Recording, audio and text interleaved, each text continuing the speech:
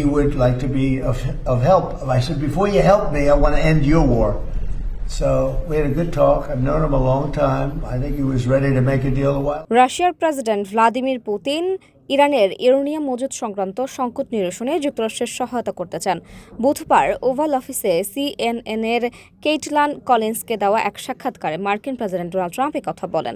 তবে ট্রাম্প পুতিনকে স্পষ্ট করে দিয়েছেন, ইরানের বিষয়ে কোনো সহায়তা গ্রহণের আগে তিনি ইউক্রেন যুদ্ধের অবসান চান।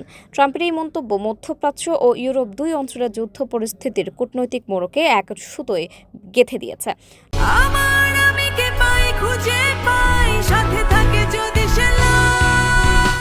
ট্রাম্পের মতে কিছু মানসিক কারণে পুতিনের পক্ষে তখন সমঝোতা করা কঠিন হয়ে পড়েছিল। এখন সেই বাধা কাটিয়ে দ্রুত একটি সমাধানে পৌঁছানোর ব্যাপারে ট্রাম্প আশাবাদী। ট্রাম্প প্রশাসন মনে করছে, ইরান যাতে ভবিষ্যতে পারমাণবিক অস্ত্র তৈরি করতে না পারে, সেজন্য তাদের ইউরেনিয়াম মজুত তৃতীয় কোনো দেশে সরিয়ে নেওয়া একটি কার্যকর সমাধান হতে পারে। আর রাশিয়া এই ক্ষেত্রে একটি গুরুত্বপূর্ণ মধ্যস্থতাকারী হিসেবে আবির্ভূত হতে চায়। বিশ্লেষকদের মতে ট্রাম্পের এই কৌশলটি একই সঙ্গে দুটি বড় বৈশ্বিক যুদ্ধের লাগাম টেনে ধরার একটি প্রয়াস। একদিকে পুতিনের সহায়তা নিয়ে ইরানের পারমাণবিক উচ্চাকাঙ্ক্ষা নিয়ন্ত্রণ করা এবং অন্যদিকে সেই সহায়তার বিনিময়ে ইউক্রেন যুদ্ধের একটি সম্মানজনক সমাপ্তি নিশ্চিত করা।